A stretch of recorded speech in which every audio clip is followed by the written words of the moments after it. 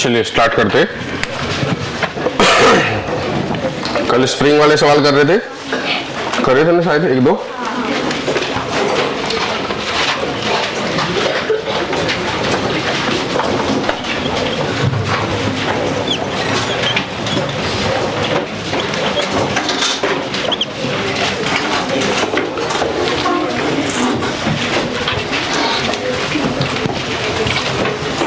लिखेंगे ball of mass m attached with the ball of mass m attached with spring, bracket में लिख देंगे k,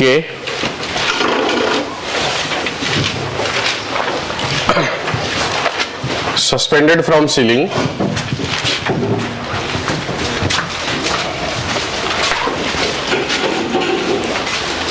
and ball released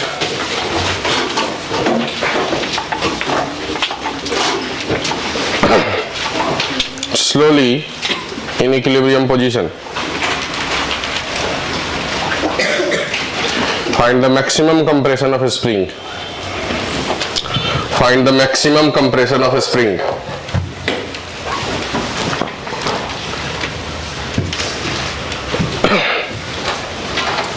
compression नहीं होगा, यहाँ पर एक्सपेंशन होंगे, मैक्सिमम एक्सपेंशन ऑफ स्प्रिंग।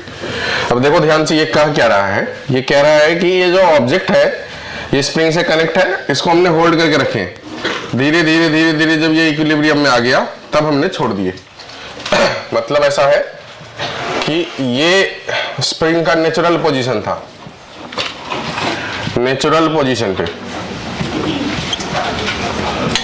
यहां पर इसको, ये जब नीचे जाएगा बॉल छोड़ देंगे तो नीचे जाएगा ना, तो स्पीड पकड़ेगा, तो स्पीड नहीं पकड़ने दिया गया, उसे स्लोली धीरे धीरे धीरे धीरे आराम से जाने गया। जहां इक्विलिब्रियम दिखा ऐसा लगा कि अब ये नीचे नहीं जाएगा तो छोड़ दिए।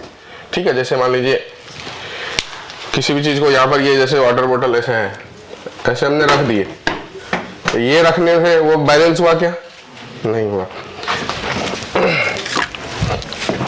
लेकिन इसी को मैं ऐसे रखूंगा, जब ये लग गया कि अब बैलेंस हो गया तब मैं छोड़ दिया इसे।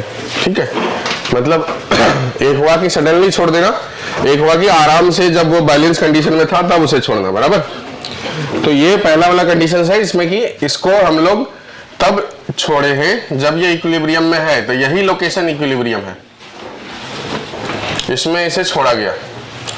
तो इक्विलिब्रियम है तो दो फोर्स लग रहा होगा, एक mg और दूसरा kx, और इक्विलिब्रियम है तो ये दोनों आपस में क्या होंगे?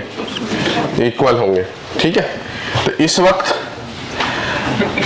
kx इक्वल टू हो जाएगा mg, तो x इक्वल टू क्या हो जाएगा?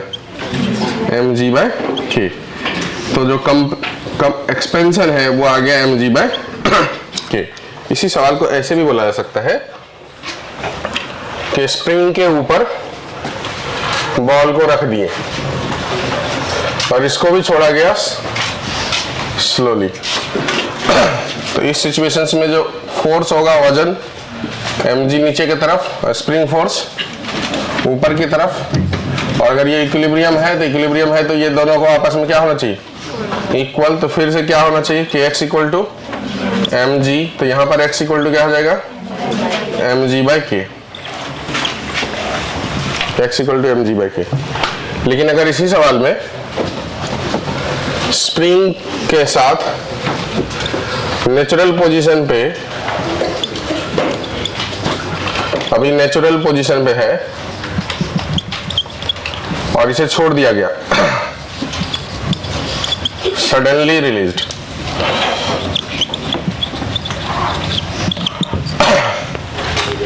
ऐसा कनेक्टेड है स्प्रिंग, बॉल उसमें लगाया छोड़ दिए, तो जैसे छोड़ दिए मतलब अब वो अपने मोशन से नीचे जा रहा है तो जाने दिया गया, मतलब उसे उसके स्पीड को रोका नहीं गया, बराबर।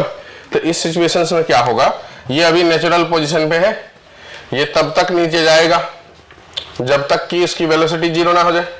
अभी इस नेचुरल पोजीशन पे ऊपर की तरफ फोर्स नहीं लग रहा है, स्प्रिंग फोर्स जीरो, क्योंकि नेचुरल लेंथ में x है ही नहीं, स्प्रिंग अपने नेचुरल लेंथ पे है, x अभी जनरेट नहीं हुआ, और अगर x जनरेट नहीं हुआ तो स्प्रिंग कोई फोर्स नहीं लगाएगा। लेकिन ग्रेविटी तो फोर्स लगा रहा है, तो ये ग्रेविटी फोर्स लगा रहा है, तो ग्रेविटी फोर्स लग रहा है लेकिन ऊपर स्प्रिंग नहीं लगा रहा है, तो इसकी वजह से क्या होगा? बॉल किधर जाएगा, एक्सेलरेट होगा, तो बॉल की स्पीड बढ़ेगा कि कम होगा, बढ़ेगा। मान लीजिए थोड़ा नीचे जैसे बॉल आया था, अब थोड़ा सा एक्सटेंशन आ गया, अब स्प्रिंग फोर्स भी ऊपर लगेगा और mg भी नीचे लगेगा, पर तो शुरुआत में स्प्रिंग फोर्स तो इस x पे ही डिपेंड करेगा ना, तो k कांस्टेंट है और x अगर कम है, अगर वो mg के बराबर नहीं है, तो अभी भी वो एक्सेलरेटेड मोशन ही कहलाएगा, डाउनवर्ड एक्सेलरेटेड मोशन।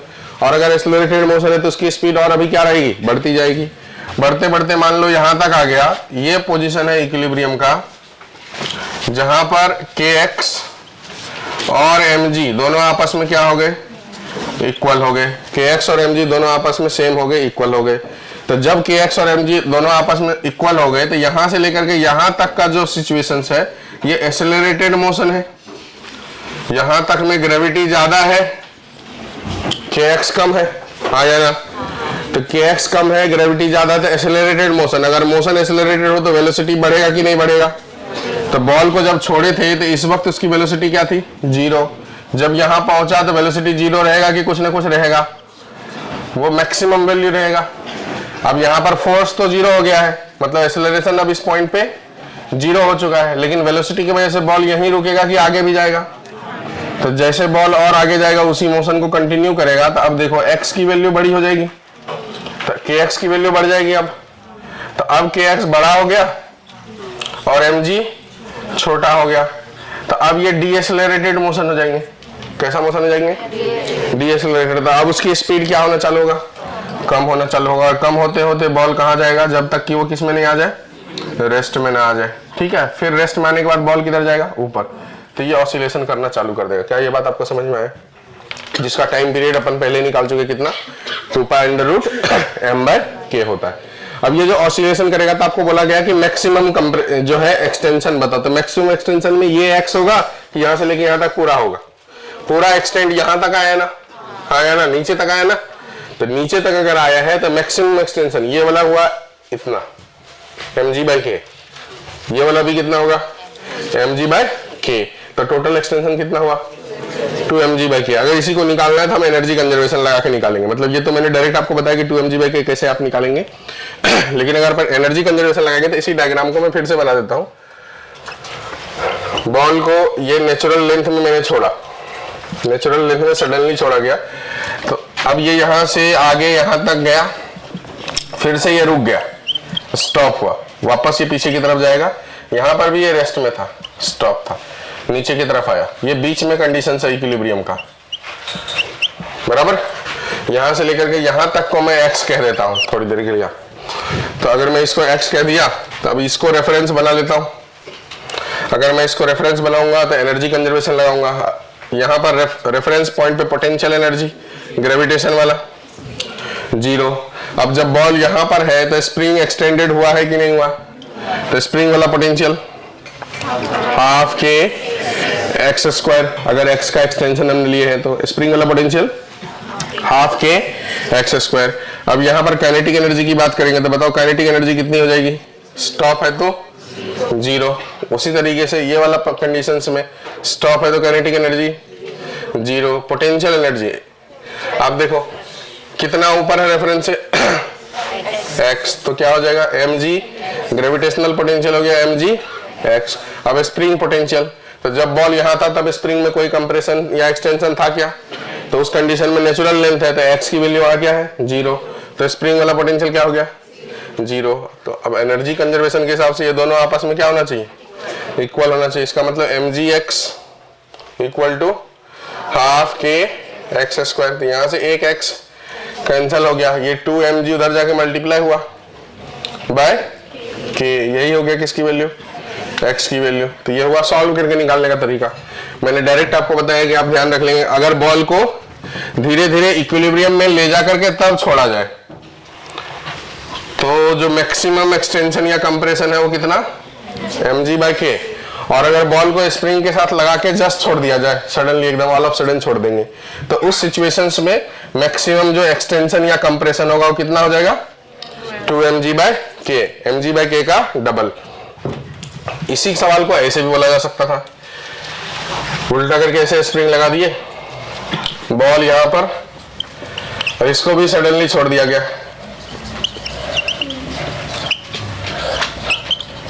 तो बोला गया यहाँ पर मैक्सिमम कंप्रेशन कितना होगा बताओ, तो क्या बता देंगे 2 mg/k। तो ये मैक्सिमम कंप्रेशन वाले सवाल जो है वो आते हैं और आपको कंफ्यूजन होगा यहाँ कि आंसर में mg/k बोलेंगे कि 2 mg/k बोलेंगे, कब mg/k बोलेंगे, कब 2 mg/k बोलेंगे। यही दो इसमें वैरायटी होती है। mg/k कब बोला जाएगा, जब सवाल का फील ऐसा हो कि बॉल को सडनली छोड़ा, बॉल में मोशन जनरेट नहीं होने दिया गया, धीरे धीरे धीरे इक्विलिब्रियम अचीव किया तब छोड़ दिया, ठीक है, तो उस कंडीशन में क्या हो जाएगा mg/k। और अगर बॉल को स्प्रिंग के साथ लगा दिया और छोड़ दिया तो उसमें उसके मोशन को फ्रीली होने दिया, तो उस कंडीशन में मैक्सिमम कंप्रेशन या एक्सटेंशन कितना 2 mg/k, बराबर कितना हो जाएगा 2 mg/k। तो ये बातें आप लिख लो, चारों फॉर्मेट बना दो सवाल के चारों। ये एक हुआ और ये 2 4।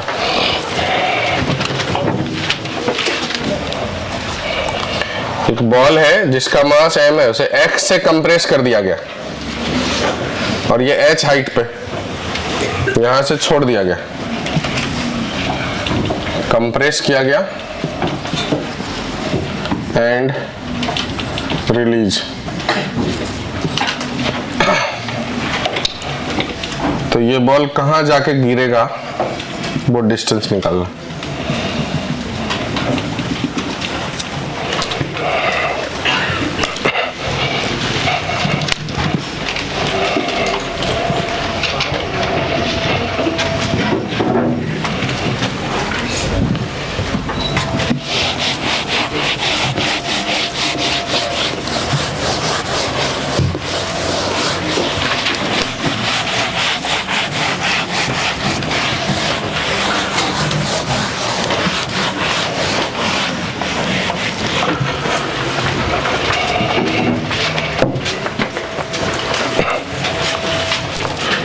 तो देखो ये वाला सवाल,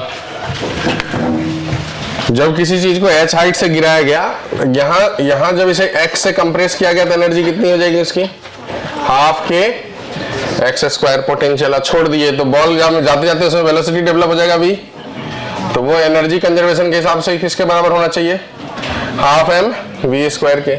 यहां से वेलोसिटी हमको निकल जाएगा, वेलोसिटी की वैल्यू कितनी हो जाएगी x√k/m।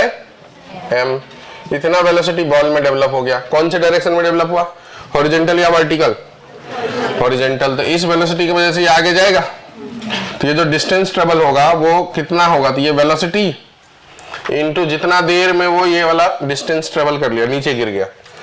तो h हाइट से गिरने का जो फॉर्मूला होता है उसमें टाइम होता है √2h/g। ये कैसे आया होगा, ऐसे s = ut + हाफ at² से। इनिशियली वर्टिकल डायरेक्शन में अगर वेलोसिटी 0 हो गया तो s के जगह h रख दिए, हाफ a के जगह g रख दिए इंटू t², तो यही हो गया 2h/g/रूट। इतना समय में h हाइट से कोई भी ऑब्जेक्ट ड्रॉप होगा, गिरेगा। तो इतना ही समय इस बॉल के पास है आगे जाने के लिए, तो ये वाला जो डिस्टेंस हो जाएगा वो कितना हो जाएगा v इंटू t। v के जगह पे लिख देंगे x√k/m और t के रखेंगे √2h/g। इतना हुआ आंसर। ये स्टैंडर्ड फॉर्मेट मैंने लिखा, आपको सवाल देगा k की वैल्यू दे देगा, x की वैल्यू दे देगा, h की वैल्यू दे देगा, तब पूछेगा। ठीक है, बनाइए। देता हूं मैं दूसरा सवाल बनाने के लिए आपको डेटा दे करके। 2 kg का बॉल है, 10 सेंटीमीटर से कंप्रेस किया गया, k का वैल्यू 100 है एंड रिलीज किया गया 80 मीटर हाइट से। कितना दूर में गिरेगा और कितना टाइम बाद गिरेगा ये निकालना।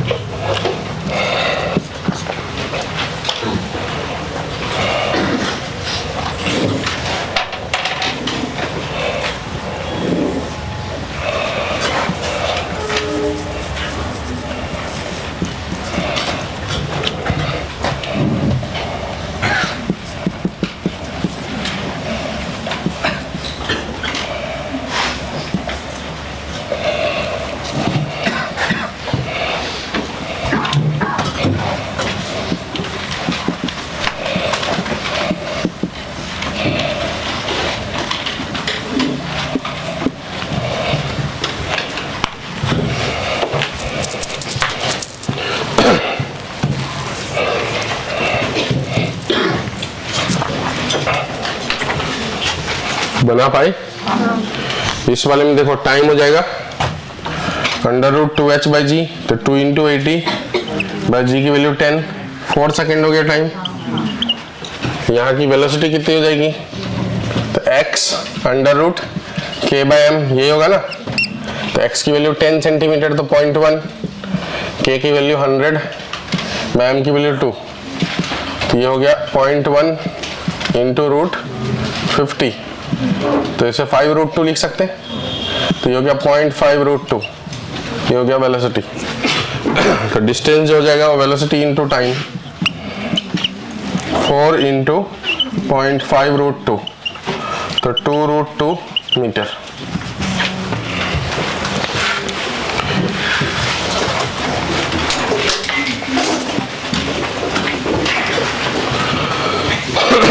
ये वाला कितने लोगों को बना?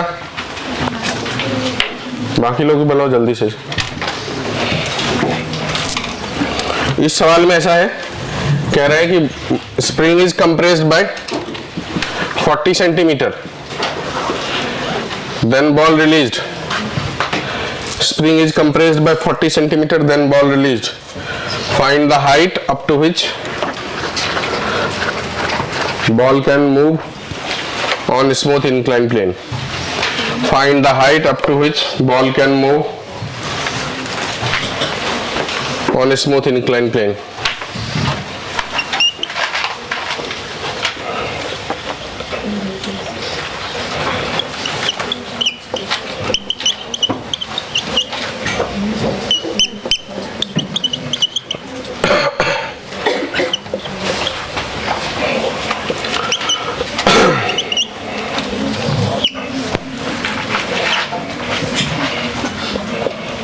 एक सवाल और देता हूं, कितने देर बाद गिरेगा, कितना दूर जाके गिरेगा।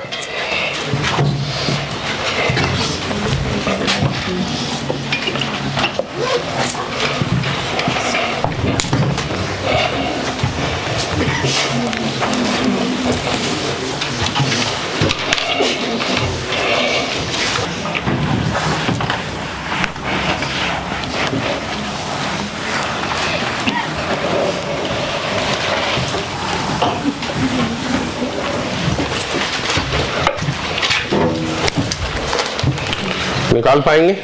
देखिए यहां जो कंप्रेस करेंगे तो स्प्रिंग में एनर्जी कितना हो जाएगा? हाफ के, और वही एनर्जी काइनेटिक में कन्वर्ट होगा, जिसकी वजह से बॉल फिर ऊपर जाएगा। मान लो यहां तक गया तो ये h हाइट गया, तो वही एनर्जी पोटेंशियल में कन्वर्ट हो जाएगा, mg h। डेटा रख दीजिए, h आ जाएगा।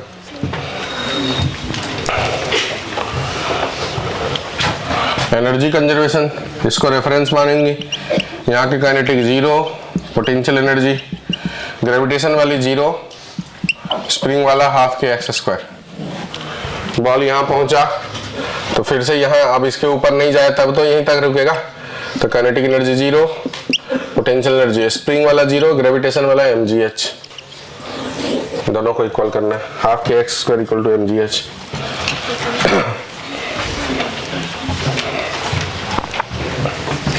कर पाएंगे? तो = kx² / 2mg। डेटा रख देंगे, k की जगह पे 1000, नहीं कितना है 100, x 40 तो 0.4 × 0.4 बाय 2, m की वैल्यू 2, g की वैल्यू 10। यहाँ 2 0 कैंसिल हो गया, 2 2 जा 4 कैंसिल हो गया, 4/10 0.4 मीटर। ये 0.4 मीटर क्या हुआ? हाइट हुआ कि लेंथ हुआ? प्लेन का हाइट हुआ। अगर लेंथ बोल देगा सवाल में निकालने के लिए तो L = h/sin थीटा, तो 0.4/sin 37। sin 37 होता है 3/5, 2/3 मीटर। अब ये वाला सवाल निकालिए। ऐसा ही एक और देता हूं,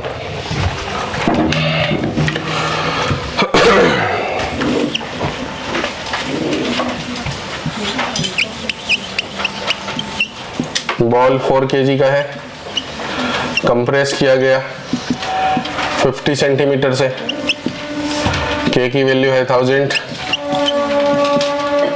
न्यूटन पर मीटर। कौन से हाइट तक जाएगा वो निकालना।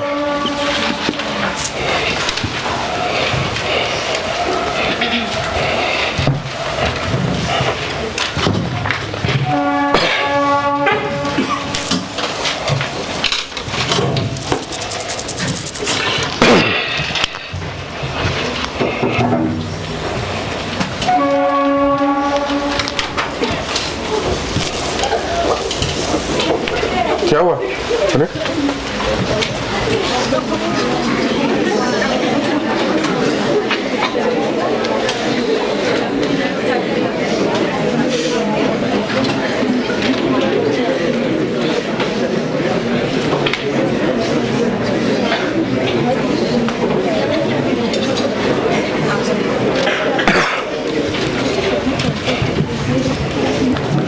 बन गए ये दोनों।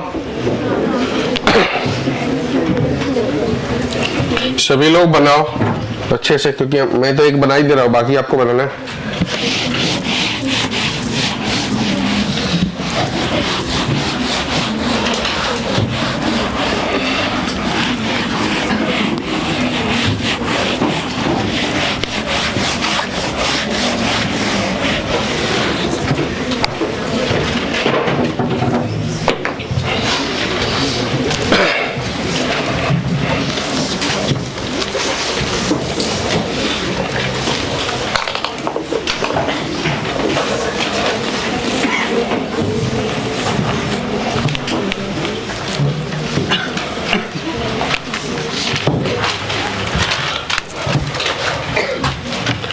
इसी पे एक और ऐसा दे देता हूं। स्प्रिंग है, के की वैल्यू 1000 है।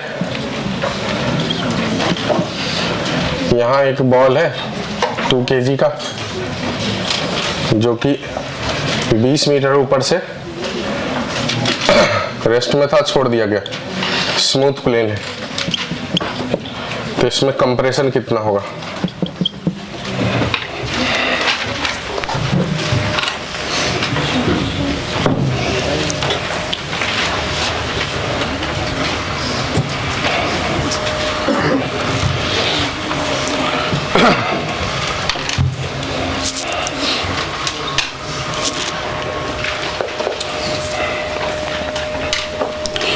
इसमें जहां तक कंप्रेस होगा उसके हाइट को ही 20 मीटर मानना है।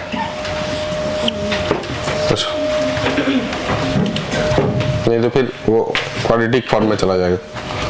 जहां तक कंप्रेस होगा उसी के हाइट को 20 मीटर मानना है।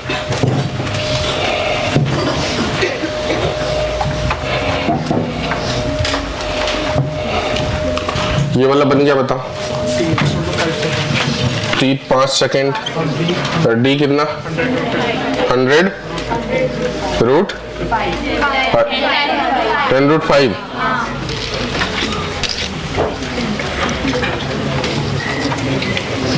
सेंटीमीटर कन्वर्ट नहीं करें क्या भैया?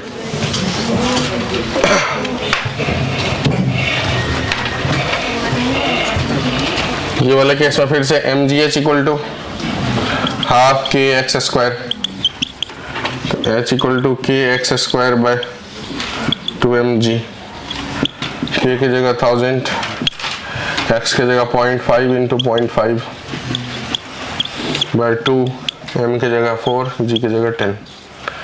2 0 कैंसिल हो गया, 10 भी कैंसिल हो गया, 25 बाय 8। इस वाले में mgh इक्वल टू हाफ के एक्स स्क्वायर, हाफ के एक्स स्क्वायर। m की वैल्यू 2 kg, g की वैल्यू 10, h की value 20 equal to half, k की जगह 1000 इंटू एक्स स्क्वायर। 1 2 0 कैंसिल हो गया, ये 2 2 जा 4 2 जा 8 equal to 10 x square.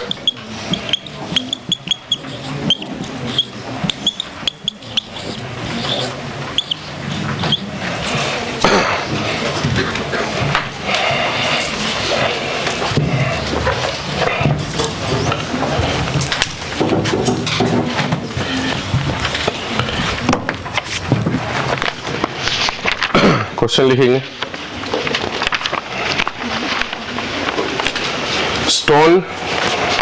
stone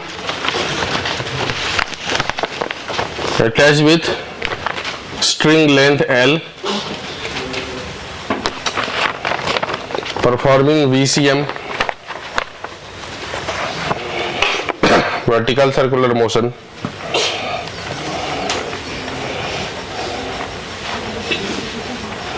if the speed of stone at lowest point is u, if the speed of stone at lowest point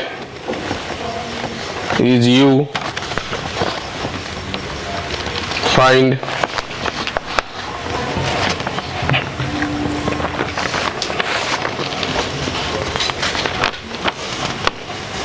पहला point, magnitude of change in velocity, magnitude of change in velocity when it reach at horizontal position. दूसरा point, magnitude of change of velocity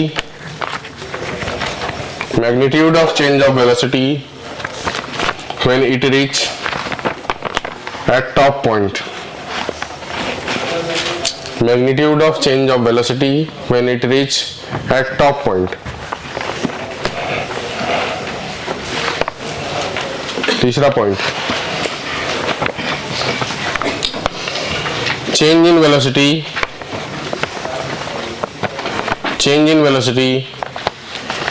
between lowest and horizontal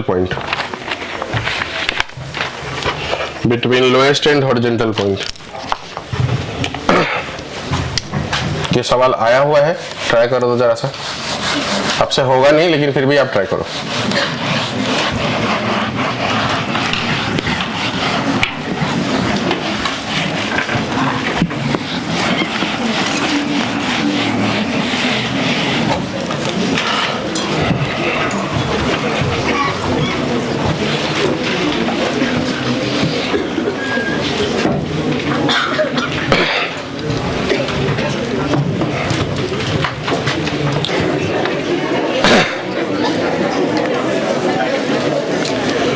चलो मैं बताता हूँ, आपने जितना दिमाग लगाना था लगा लिए, देखो नहीं लगाए, छिपकली पे ही दिमाग था। आओ, आपका क्यों नहीं रहेगा। यहाँ की स्पीड u है,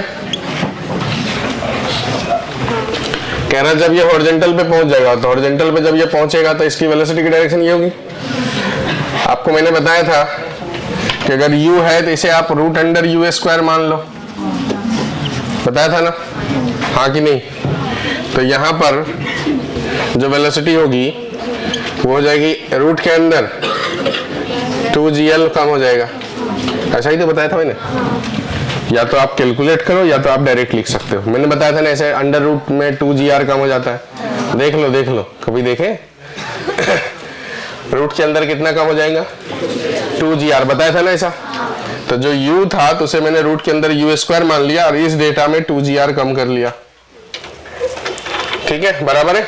या तो आप चाहे तो इसे सॉल्व कर सकते, सॉल्व करेंगे कि इतना ही छोड़ देंगे, ऐसे ही समझ जाएगा आपको।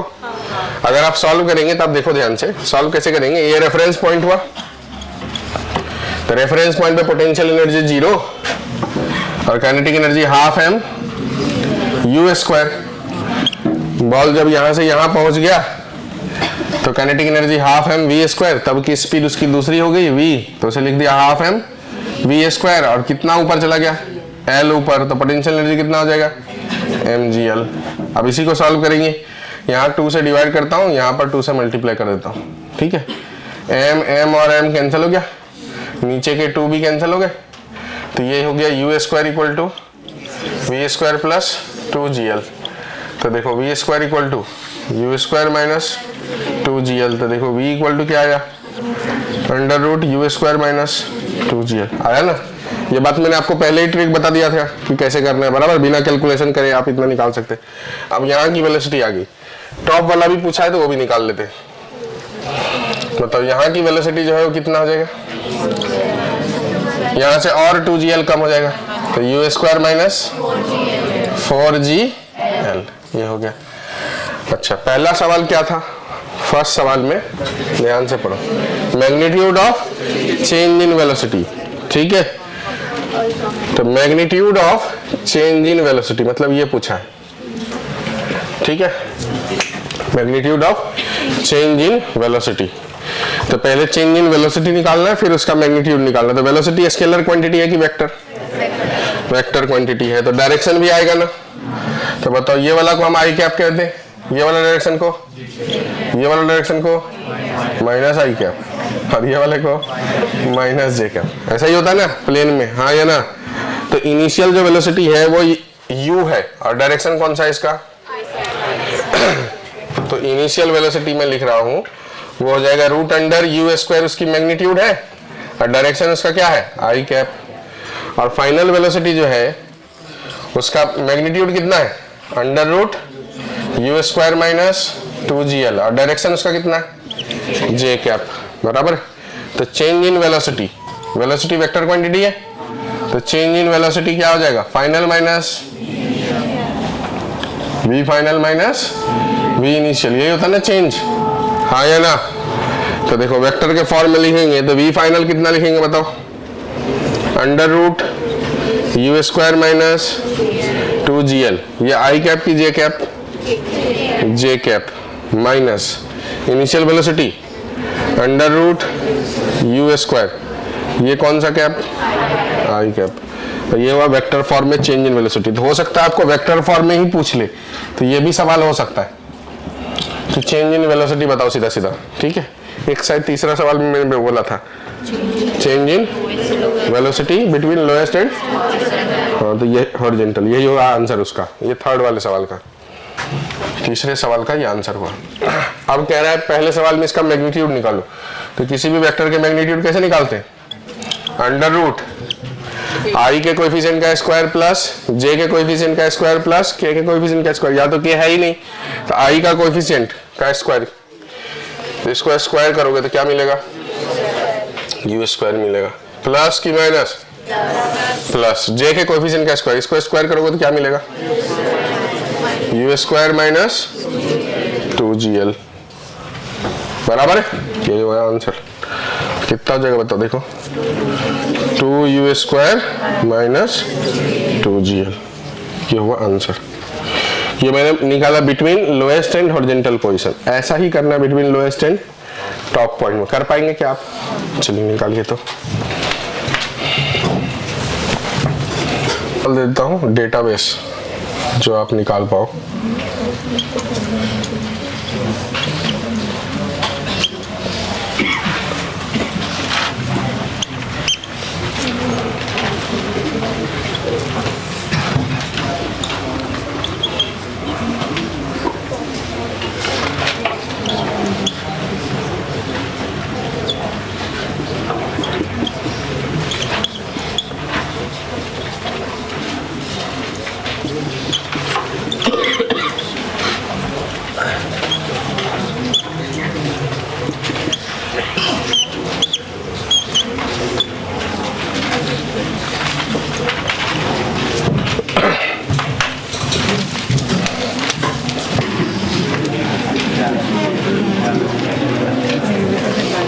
हो गया।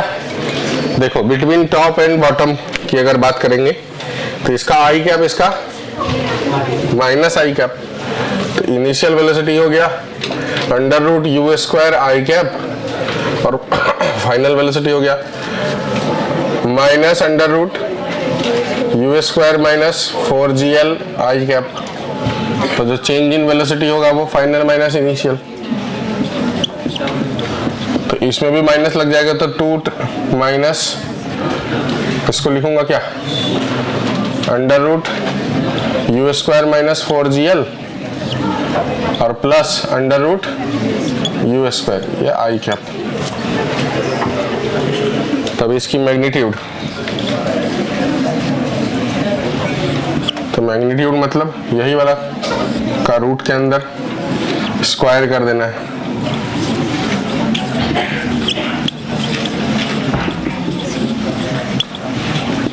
ये रूट गायब हो जाएगा।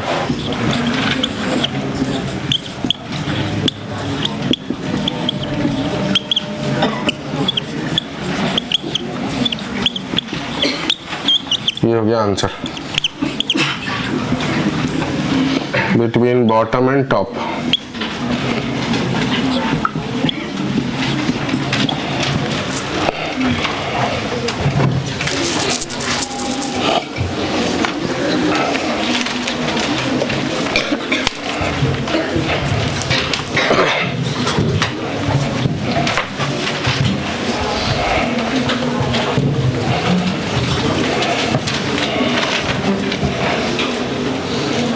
मैम उधर जो छिपकली इसको पकड़ेंगे।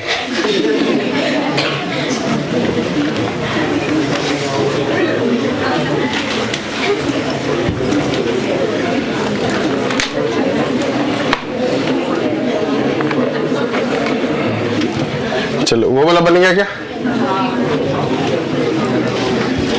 इधर वाला वो वाला बन जाते, एक और बनाना। अच्छा इधर ध्यान दो सब लोग। 2 मीटर, वेलोसिटी 20 मीटर पर सेकेंड।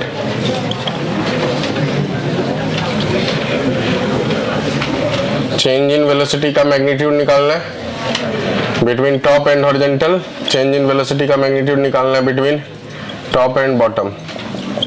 ये बॉटम एंड हॉरिजॉन्टल निकालो।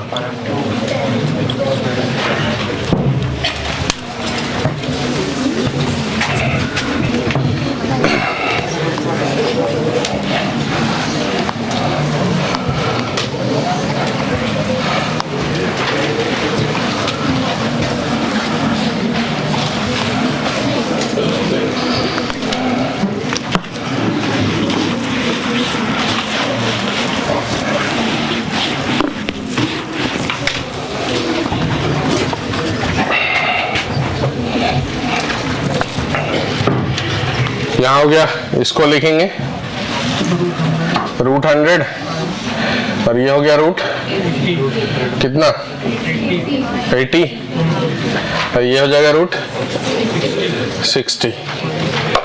तो बिटवीन हॉरिजॉन्टल एंड बॉटम ये हो गया जे कैप और ये हो गया आई कैप। तो दोनों का माइनस, फिर मैग्नीट्यूड निकालना है, नहीं तो यहाँ वेक्टर पहले निकालना। √80 जे कैप माइनस √100 आई कैप, उसी का मैग्नीट्यूड निकालना है। तो √100 इसका square 80 plus 100 180। Bottom and top तो ये हो जाएगा √60 आई कैप माइनस साइन के साथ माइनस √100 आई कैप। मैग्नीट्यूड होगा इस दोनों का प्लस √60 प्लस √100 का स्क्वायर।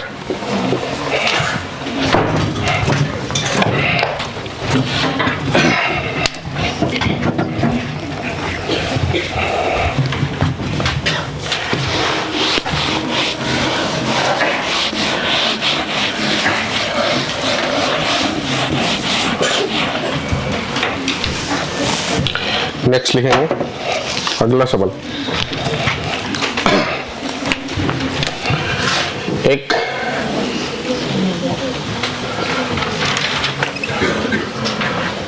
स्फीयर है, पहले मैं हेमीस्फीयर देता हूं।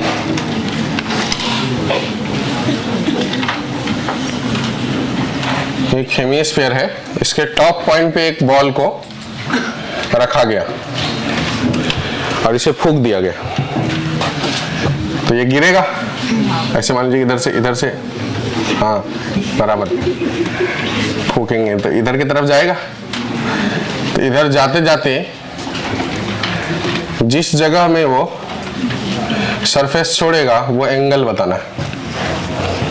मान लीजिए इसकी रेडियस को r कह देता हूं।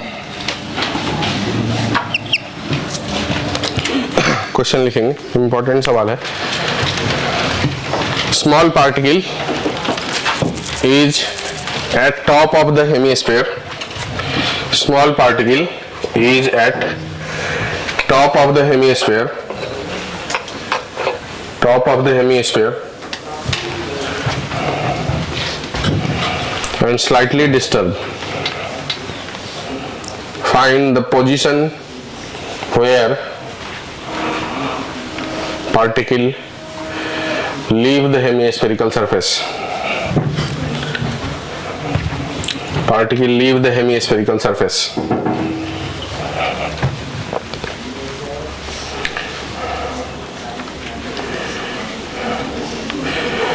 इसमें बहुत सारे सवाल पूछ सकते थे। पहला सवाल तो लिखो एंगल, पहला पॉइंट देकर के एंगल, एंगल पता करना है हमको। दूसरा पॉइंट लिखो, दूसरा पॉइंट हाइट फ्रॉम बॉटम।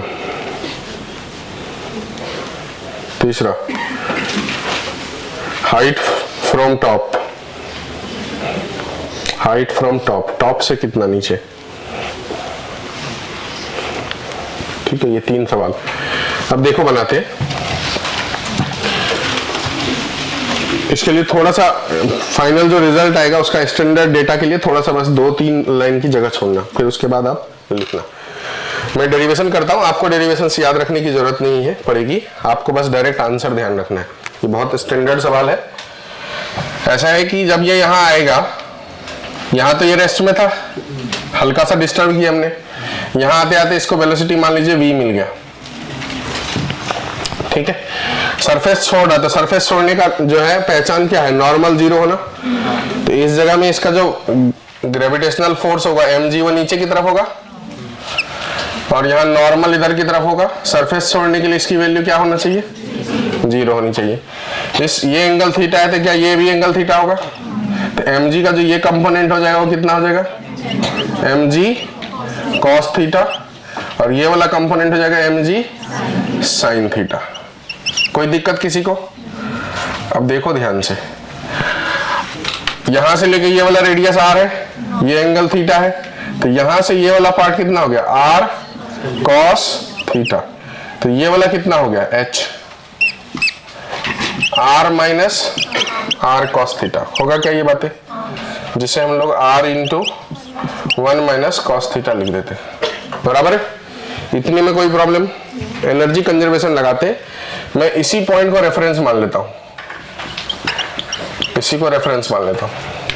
तो रेफरेंस मान लिया तो उसका ग्रेविटेशनल रेफरेंस अपन कहीं पर भी मान सकते हैं, अपनी मर्जी। ठीक है, चाहेंगे तो इधर भी मान सकते हैं, चाहे तो इधर मान सकते हैं, या ऊपर मान सकते हैं। ऊपर मानेंगे तो नीचे जा रहे तो नेगेटिव साइन लगाना पड़ेगा, इसलिए हम लोग लोएस्ट पोजीशन पे जनरली मानते हैं। जो सिस्टम है उसके लोएस्ट पोजीशन पे हम लोग रेफरेंस मानते हैं। इस जगह रेफरेंस मान लिए, तो अगर रेफरेंस मान लिए तो ग्रेविटेशनल पोटेंशियल एनर्जी कितनी हो जाएगी रेफरेंस में, 0। हाँ, स्प्रिंग है क्या यहाँ पर, तो स्प्रिंग वाला पोटेंशियल नहीं होगा। काइनेटिक एनर्जी, स्पीड है वहां पर हाफ mv², तो ये हो गया काइनेटिक एनर्जी। ठीक है, जब बॉल यहां था टॉप पॉइंट पे, तो बताओ इस जगह में रेस्ट में था तो kinetic energy 0, potential energy mgh, h बोले तो यही हाइट जितना ऊपर है वो। एनर्जी कंजर्वेशन से ये दोनों आपस में क्या होना चाहिए, इक्वल, मतलब mgh equal to half mv², यहां से m और m, तो 2gh इक्वल टू v²। तो ये एक रिलेशन हो गया, 2gh के जगह लिख देता हूं r into 1 minus cos theta, v² का ये एक रिलेशन हो गया। ठीक है, अब यहाँ पर थीटा हमको मालूम है क्या, नहीं मालूम, और v भी हमको नहीं मालूम। तो 2 अननोन है तो एक ही इक्वेशन आया, v भी अननोन है और थीटा भी अननोन है। एक इक्वेशन आया तो दूसरा इक्वेशन चाहिए, तो दूसरा इक्वेशन के लिए सर्कुलर मोशन लगाएंगे। इस पॉइंट पे ये पार्टिकल इस कर्व को फॉलो तो कर रहा था, इसके बाद नहीं करेगा क्योंकि वो छोड़ देगा, उसके बाद वो आगे की ऐसे गिर जाएगा। ठीक है, लेकिन यहां तक तो कर्व फॉलो कर रहा था, तो कर्व फॉलो कर रहा था सेंट्रीपिटल फोर्स, सेंटर की तरफ जो होगा वो सेंट्रीपिटल कहलाएंगे। तो सेंटर की तरफ फोर्स कौन सा है, mg cos थीटा ना, माइनस नॉर्मल मतलब 0, यही इक्वल टू क्या हो जाएगा, mv²/r। तो यहां से देखो, यहां से m और m, तो v² की वैल्यू क्या होगी, gr cos थीटा। ये दूसरा रिलेशन हो गया। तब देखो, एक कह रहा है कि v² की value 2gr 1 minus cos theta, और एक कह रहा है v² की वैल्यू gr cos थीटा। तो दोनों आपस में क्या होना चाहिए, सेम। ये v² को यहाँ रिप्लेस कर दे, तो यहाँ लिख दूंगा gr cos theta equal to 2gr 1 minus cos theta. तो gr, तो ये हो गया cos theta equal to 2 minus 2 cos theta. उसको इधर लाऊंगा तो 3 cos थीटा इक्वल टू, तो cos थीटा की वैल्यू कितनी होगी 2/3, ये हो गया cos थीटा की वैल्यू। तो थीटा यहीं से आ गया cos इनवर्स 2/3, ये एक आंसर हो गया बराबर एंगल का। अब दूसरा बोला हाइट का। अब cos थीटा आ गया तो ये बॉटम से अगर हाइट है तो यही वाला हाइट ना, तो height from bottom r cos theta, तो बताओ r cos थीटा की वैल्यू 2/3, तो ये हो गया 2r/3। फिर पूछा जाएगा हाइट फ्रॉम टॉप कितना नीचे, तो r into 1 minus cos theta कितना नीचे, मतलब ये h तो पूछा है, तो r into 1 minus cos theta, तो 1 माइनस 2/3 कितना हो जाएगा ये 1/3, तो r/3। तो तीसरा का आंसर ये हो गया बराबर। ये स्टैंडर्ड आंसर है, देखो इसमें कई बार एंगल एंगल किसी चीज का रोल आ रहा है, तो ये हर बार फिक्स रहने वाला यही आंसर रहेगा, ठीक है। सवाल कुछ भी रहे, अगर ऐसा हेमिस्फेरिकल चीजें हैं और उस पर बॉल रखा गया, रेडियस रेडियस जो भी रहेगा तो उसी की टर्म में डायरेक्ट यही आंसर रहेगा। ये थीटा की वैल्यू फिक्स्ड है, इतना एंगल पे जाके उसे छोड़ना ही पड़ेगा। यही हेमिस्फेयर की जगह अगर पूरा स्फेयर होता तो क्या होता, यही सवाल, तब भी यही होता आंसर। यहां से ड्रॉप करते ऐसे, इस जगह जाके वो छोड़ता, ये एंगल थीटा, इस जगह जब छोड़ता तो ये वाला जो एंगल थीटा है उसकी वैल्यू अभी भी वही cos इनवर्स 2/3, ये वाला हाइट अभी भी r/3, ये वाला हाइट अभी भी 2r/3। अब इसमें बॉटम से बोलेगा तो आंसर बदल जाएगा, बॉटम से बोलेगा तो ये पूरा आ जाएगा ना, तो हो जाएगा r प्लस 2r/3, तो आंसर कितना आ जाएगा 5r/3 बराबर। कंप्लीट हेमिस्फीयर रहेगा तो ऐसा, और हेमिस्फीयर रहा तो ऐसा, ठीक बना दे। अब डेटा सिर्फ पहले लिख ले, ये और ये।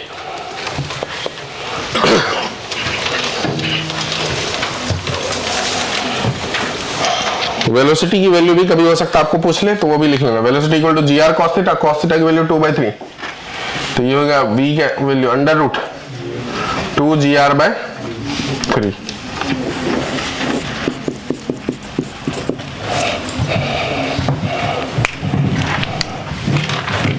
जब आएगा तो डेरिवेशन आप बिल्कुल नहीं कर पाएंगे, तो आपको चीजें पता होनी चाहिए। इसमें आपको आने की चांसेस सिर्फ यही है, cos थीटा की value.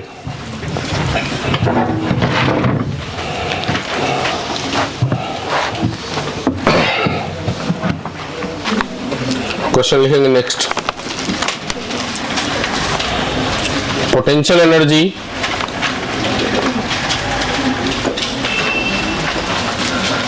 of spring is capital U. Potential energy of spring is capital U if stretched by 2 centimeter.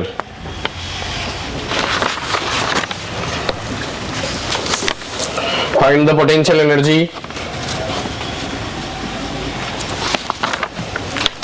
if the spring is stretched by 10 centimeter. If the spring is stretched by 10 centimeter,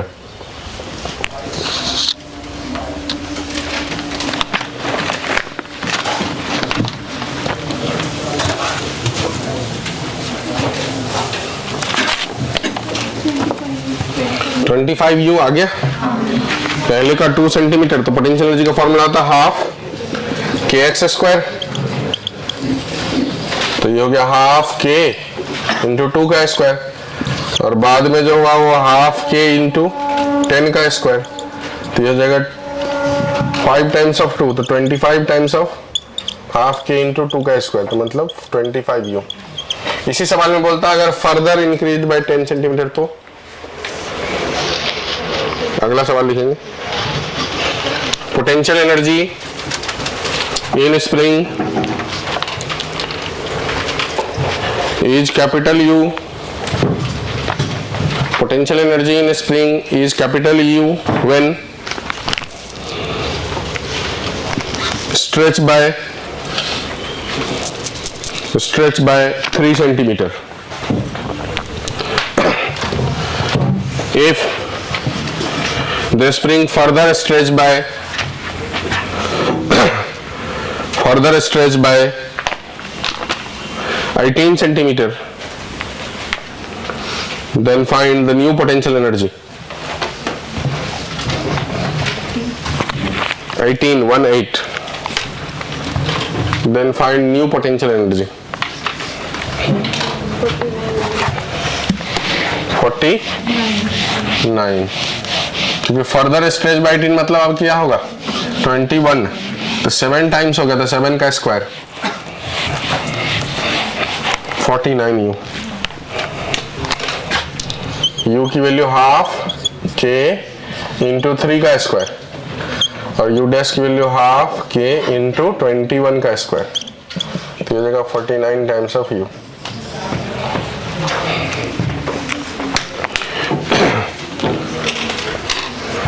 next सवाल,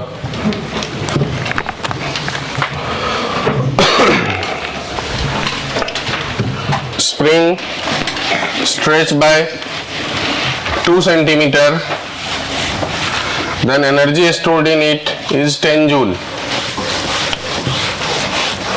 Then energy stored in it is 10 joule. If the spring further stretched by 1 centimeter, then the new energy stored in spring will be further stretched by 1 centimeter, further stretched by 1 centimeter, then new energy stored in spring.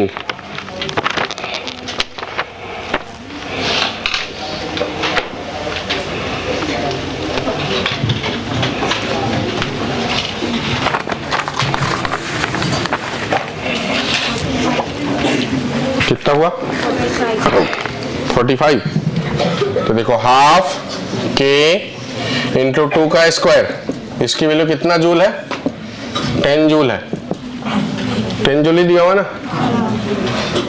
तो दूसरा वाला निकालना है half के further 1 मतलब 3 का square, तो ये हो गया हाफ के की वैल्यू यहाँ से निकल जाएगा 10/4, यहाँ पर हाफ के की वैल्यू 10/4 इंटू 3 का स्क्वायर 9, तो 90/4 22.5 जूल।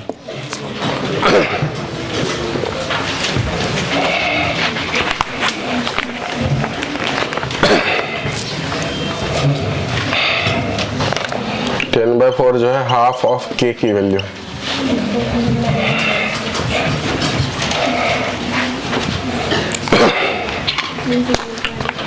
बराबर। अगला सवाल लिखेंगे, two spring of spring constant K and 3K, two spring of spring constant K and 3K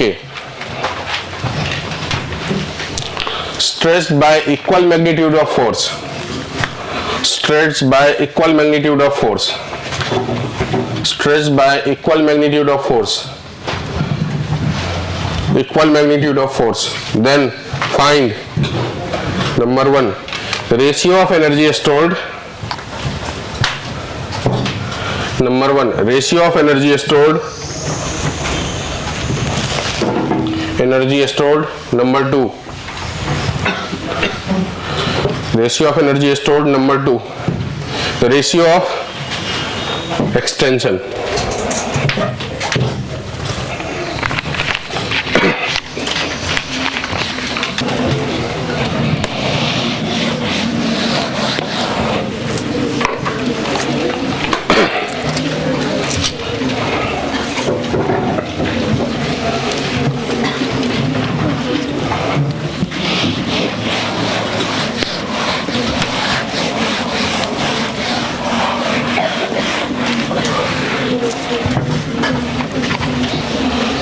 देखो, जो एनर्जी का फॉर्मूला होता है वो होता है हाफ के एक्स स्क्वायर, इसी को आगे बढ़ाएंगे, के से मल्टीप्लाई करेंगे, के से डिवाइड करेंगे तो ये हो जाएगा F square by 2K।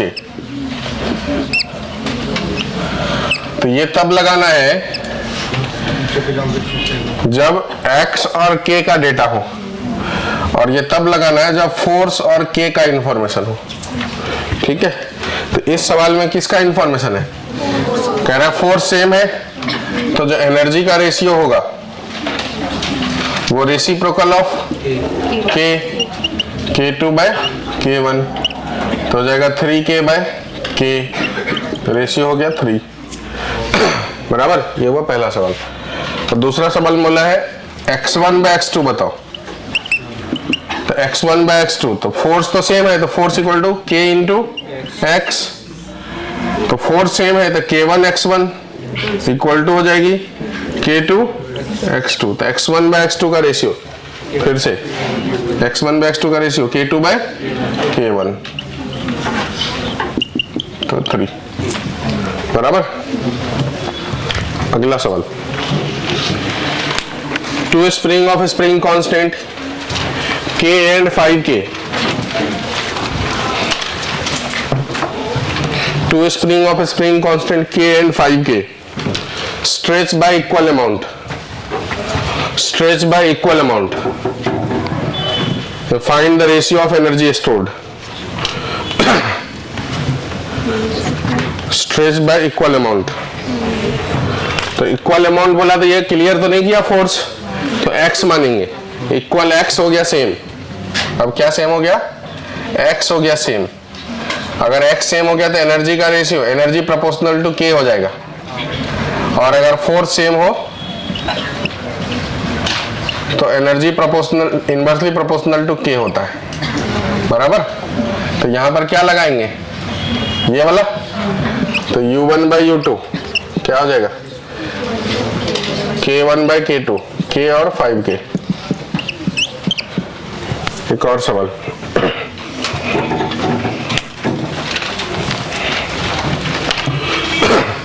To spring of spring constant 2K and 7K, two spring of spring constant 2K and 7K stressed by equal force, stressed by equal force, stressed by equal force,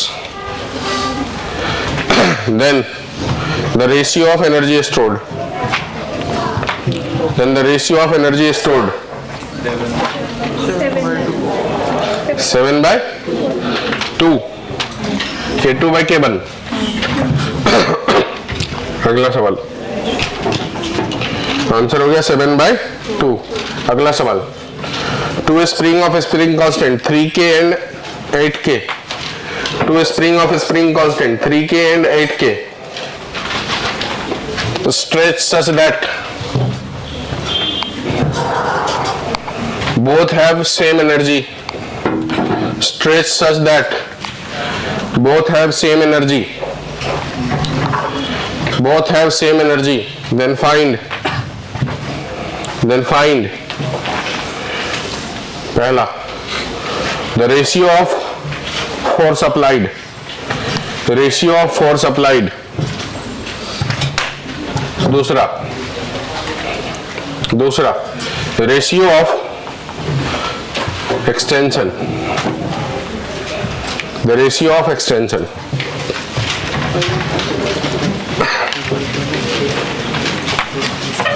निकाल पाएंगे आप? जब ratio of force apply बोला गया तो कौन सा formula लगाएंगे, ये वाला ना। तो U सेम है, F का रेशियो निकालना तो रूट लगेगा K के ऊपर, एनर्जी सेम हो,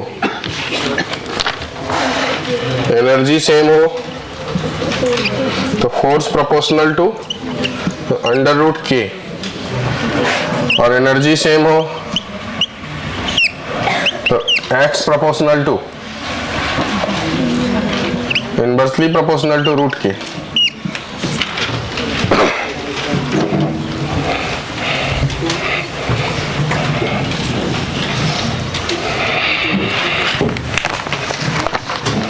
क्या आया आंसर बताओ। इस वाले में फोर्स का रेशियो क्या आया, F1 bye F2 under root 3/8, और इसमें x1 bye x2 under root 8/3। बराबर।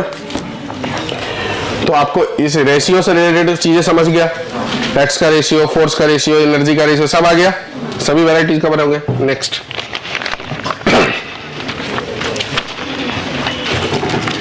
300 joule of work, 300 joule of work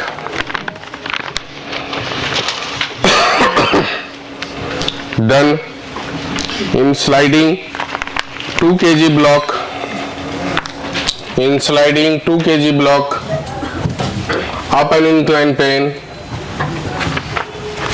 up an inclined plane of height 6 meter, of height 6 meter. Find the work done against friction is. Find the work done against friction is. Work done against friction is. Work done against friction is. निकाल पाएंगे?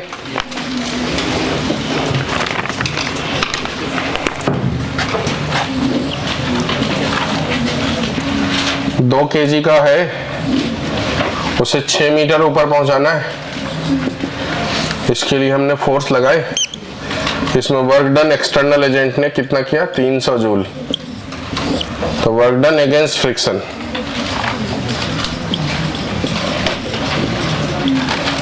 कितना होगा ये निकालना।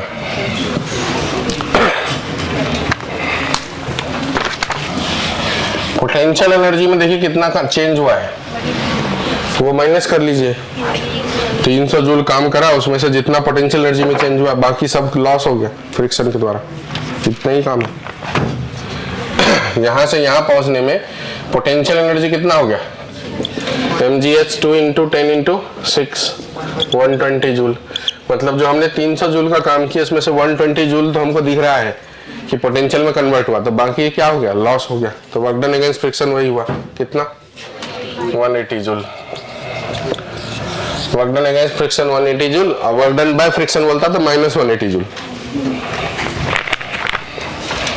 बराबर है। इसे आप चाहेंगे तो एनर्जी कंजर्वेशन लगाना तो लगा लो। ये रेफरेंस मान लो, यहाँ की काइनेटिक 0, पोटेंशियल 0, और यहाँ पर पोटेंशियल इतना, काइनेटिक 0। तो change in mechanical energy equal to, change in mechanical energy equal to work done by external force और work done by non conservative force friction. तो चेंज इन मैकेनिकल एनर्जी, बाद की mechanical energy 120, पहले का 0 equal to external 300 plus work done by friction. तो work done by friction हो गया -180 joule. तो फ्रिक्शन के द्वारा वर्क कितना? तो work done against friction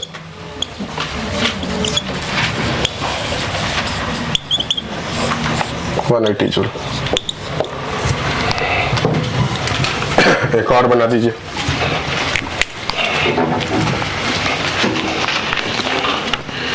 $200 joule work is done in sliding 1 kg ball. 200 joule work is done in sliding 1 kg ball up to the height 5 meter on inclined plane. Up to the height 5 meter on inclined plane.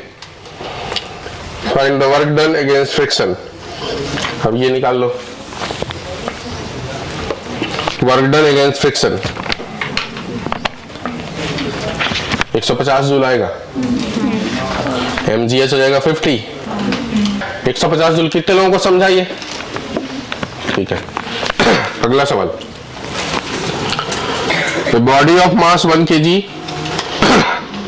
Body of mass 1 kg throne upward with velocity 20 meter per second, with velocity 20 meter per second,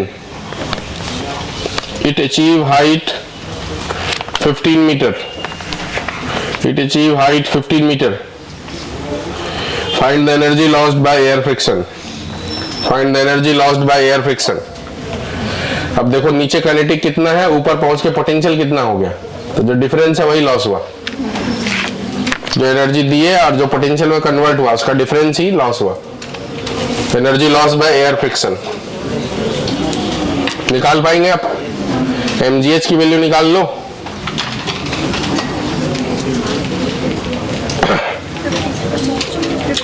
आ गया 50 joule. तो work done by air friction 50 joule बराबर। शुरुआत की kinetic energy जो है वही equal to हो जाएगा mgh plus work done by friction. ऐसा kinetic energy equal to mgh plus work done by friction. अगर आपको प्रॉपर एनर्जी कंजर्वेशन लगाना है तो आप ऐसे लगा दो कि ये वेलोसिटी से गया, यहां तक पहुंचा तो ये रेस्ट में आ गया, ये h हाइट है तो रेफरेंस इसको मानो। इस जगह का आप काइनेटिक एनर्जी लिखेंगे हाफ mv², डेटा जो भी लिखो। मास कितना है 1 kg ना, और वेलोसिटी 20 × 20, तो ये हो गया कितना 200 जूल। पोटेंशियल एनर्जी रेफरेंस में 0 मान लेंगे, बॉल यहाँ रेस्ट में है तो यहाँ की काइनेटिक एनर्जी 0, यहाँ की पोटेंशियल एनर्जी mgh, तो m हो गया 1 kg, g की वैल्यू 10, हाइट की वैल्यू बोला 15, तो कितना हो गया 150 जूल। तो change in mechanical energy equal to work done by external plus work done by non conservative, यही होता ना। तो ये तो है ही नहीं, यहाँ पर एयर फ्रिक्शन है, ये है, ये तो 0 है। तो चेंज इन मैकेनिकल मतलब 150 minus 200 equal to work done by air friction. तो work done by air friction minus 50 joule, तो against friction 50 joule, work done against air friction plus 50 joule. Friction ने इतना जूल का लॉस करा है। या तो आप ऐसा करो, या तो आप सीधा सीधा यही लगा दो कि पहले जो एनर्जी दी है वो था हाफ mv², बाद में जो हुआ वो mgh हुआ, तो बचा हुआ लॉस हो गया। एक और सवाल 2 kg ball projected upward with velocity 30 meter per second, with velocity 30 meter per second, it achieve height 20 meter, it achieve height 20 meter, find the work done against air resistance, work done against air resistance, work done against air resistance। चलो आज बस इतना ही।